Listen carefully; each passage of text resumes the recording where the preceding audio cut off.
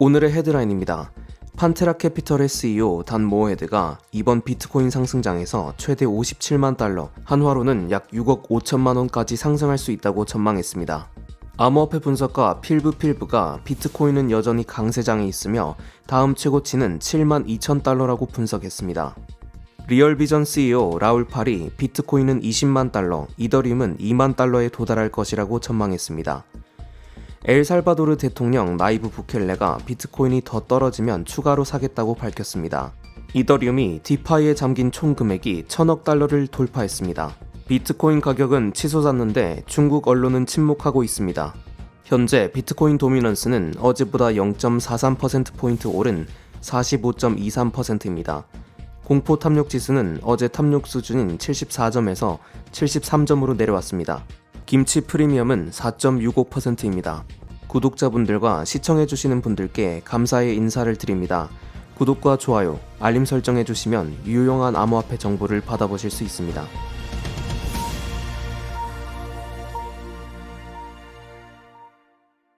안녕하세요. 코인뉴스 코인라디오입니다. 비트코인이 현재 6만 달러를 오르내리고 있습니다. 한쪽에서는 5만 5천 달러로 내려갈 것이다 라고 주장을 하고 있고, 반대편에서는 조만간 다시 상승할 것이라고 주장을 하고 있는데요. 굉장히 애매한 위치에 놓여 있는 것 같습니다. 하락을 하더라도 정말 큰 조정을 받을 것 같진 않은 시장 분위기인데요.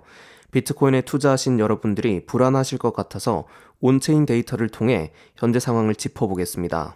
실현가치 대비 시장 가치의 차이를 측정하는 MVRV입니다. 쉽게 말해서 시장 참여자들의 수익률이 높은지 낮은지를 보여주는 지표입니다. 수치가 클수록 시장 가치와 실현 가치가 그만큼 벌어졌다는 뜻입니다. 즉, 시장 참여자들의 수익률이 높다는 뜻이지요. 역사적으로 이 차이가 클수록 시장이 고점에 있었고 반대의 경우 저점에 있었음을 확인하실 수 있습니다. 2013년부터의 MVRV 고점에다가 추세선을 그어보았습니다.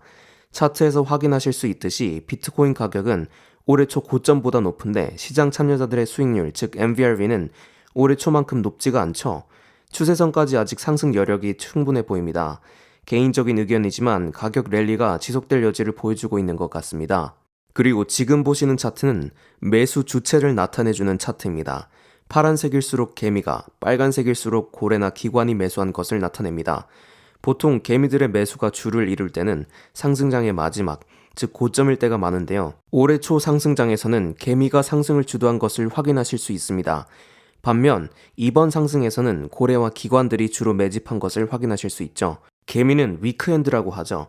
조금만 떨어져도 두려워서 너도 나도 빨리빨리 팔아버리는 습성이 있고, 고래는 스트롱핸드, 상대적으로 장기 투자를 지향하며 가격이 내리면 매수하는 습성이 있습니다.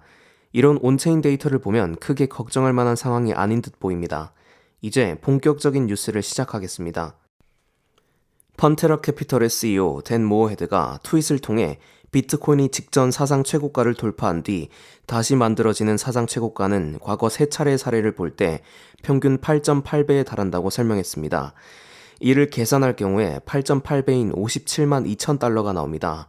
차트를 자세히 보시면 2013년에 더블탑을 찍었을 때 더블탑 사이가 5.2배 상승, 그리고 그 이후로 2017년에 탑을 찍었는데 그때까지 18배 상승, 그 이후 2021년 더블탑의 첫 번째 탑까지 3.2배가 상승한 것을 확인하실 수가 있습니다.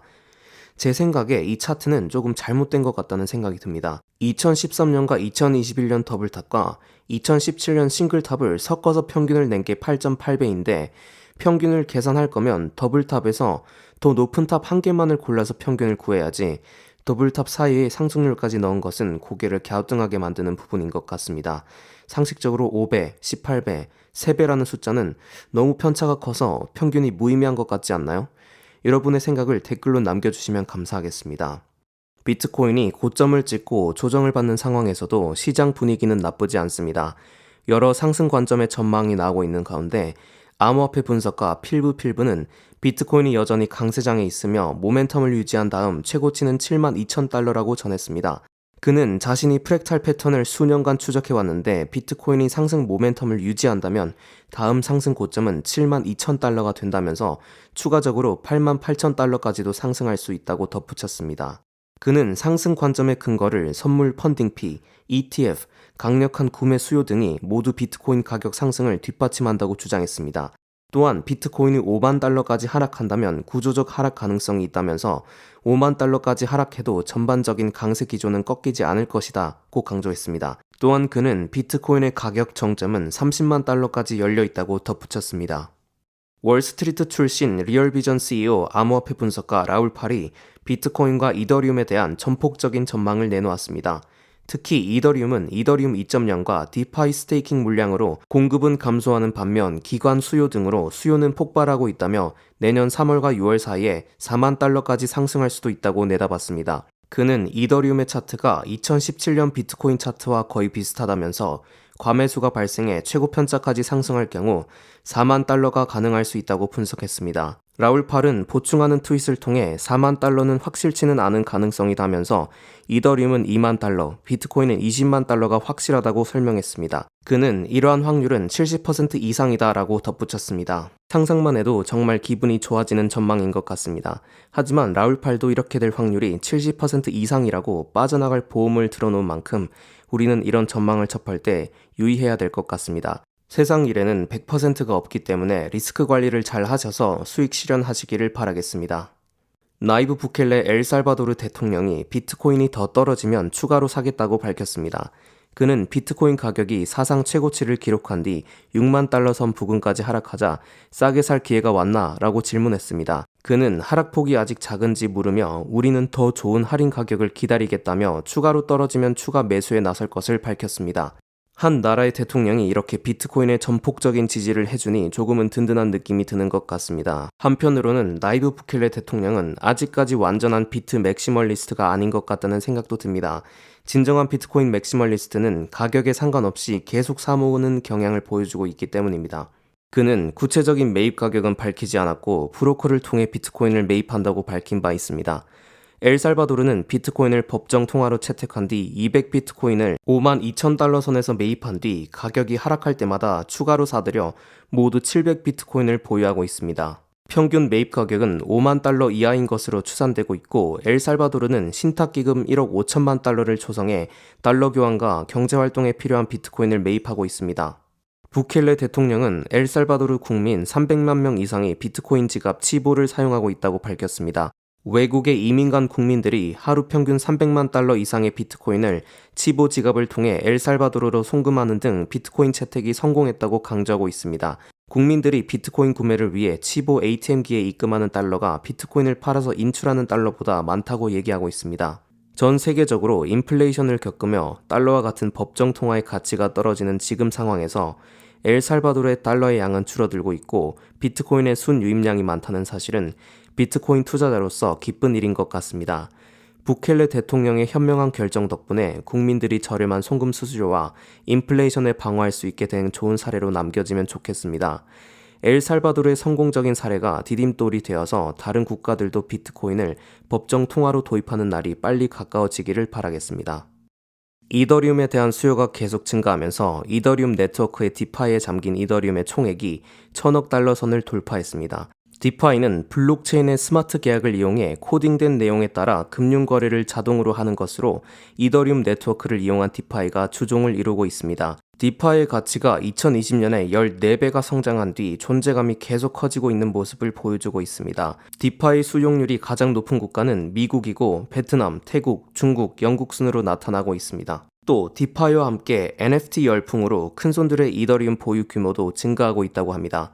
온체인 지표 제공업체 센티먼트에 따르면 지난 10주간 1,000만 달러에서 1억 달러 규모의 이더리움 지갑에 이더리움 개수가 13.9% 더 축적된 것으로 집계되었습니다. 디파이에 잠긴 물량이 많다는 것은 시중에 유통되는 이더리움의 물량이 적다는 뜻입니다. 수요가 일정할 때 공급이 감소하면 가격은 당연히 올라가겠지요. 지난 10주간 이더리움 고래들이 이더리움을 더 매집하였고 기관들도 이더리움에 관심을 보이고 있는 것을 보면 우리가 이더리움을 매도할 이유보다는 매수할 이유가 더 많은 것 같습니다. 우리의 이더리움, 시장도 긍정적인 모습을 보여주고 있는 만큼 강력한 상승 동력을 보여주면 좋겠습니다. 미국 증권시장에서 비트코인 ETF 거래가 본격적으로 시작되면서 비트코인 가격이 상승세를 보였지만 중국 언론에서는 이러한 소식이 일절 보도되지 않고 있다고 합니다. 중국의 가장 큰 검색 엔진인 바이두에서 암호화폐를 검색하면 비트코인을 비롯한 암호화폐에 대한 부정적인 소식만 접할 수 있다고 합니다. 중국의 주요 언론 매체들은 대부분 암호화폐를 활용한 사기 등 범죄 행위나 암호화폐 채굴 과정에서 발생하는 환경 파괴, 전력 과부하 등에 대한 부정적인 기사를 과도하게 많이 보도하고 있습니다. 중국이 금지하면 가격이 오른다는 우스갯소리가 있습니다. 요즘에 뜨는 오징어 게임도 중국에서 넷플릭스가 금지됐기 때문에 시청할 수가 없죠. 도표를 보시면 트위터, 페이스북, 구글, 스냅챗, 비트코인이 중국에서 금지된 이후 각각 몇 %나 가치 상승했는지 보여주고 있습니다. 흥미로운 부분은 비트코인은 한 번이 아니고 무려 3번이나 금지되었다는 사실입니다. 그런데도 비트코인은 승승장구 중이죠. 올해 암호화폐 채굴을 전면 금지시키면서 비트코인 가격이 잠시 하락했었습니다. 단기적으로 보면 악재로 보이지만 오히려 잘 됐습니다. 중국에 굉장히 많은 채굴 업체가 자리하고 있었기 때문에 언제 터질지 모르는 불안한 폭탄과도 같았죠. 이제는 채굴자들이 미국과 같은 친암호화폐 국가로 이주를 거의 완료하면서 앞으로는 중국 규제 관련 악재는 크게 없을 것으로 보입니다. 중국은 중앙정부의 통제력을 높이기 위해 탈중앙화 자산인 비트코인을 금지하였는데요. 중국 정부에서는 당연히 잘한 일이긴 합니다. 하지만 국제사회에서 암호자산이 인정받고 주류로 편입되는 추세상 점점 중국과 미국의 격차는 더 커질 것으로 보입니다. 미국 와이오밍, 켄터키, 플로리다와 같은 주에서는 채굴자들을 두 팔 벌려 환영하고 있고 채굴 산업이 일자리를 창출하고 지역 경제에도 큰 도움이 될 것 같습니다. 미국이 중국을 제치고 세계 최대 비트코인 채굴국이 된 모습을 보면 우리나라도 빨리 채굴자들을 위한 전기료 플랜 등 적극적인 장려 정책이 필요할 것 같다는 의견 드리고 싶습니다. 오늘 전반적인 시장 상황 분석과 소식들을 알아보았는데요. 잘 참고하셔서 올해 모두 성투하시길 바라겠습니다. 내용이 마음에 드셨다면 구독과 좋아요, 알림 설정 부탁드리겠습니다. 지금까지 코인라디오였습니다. 감사합니다.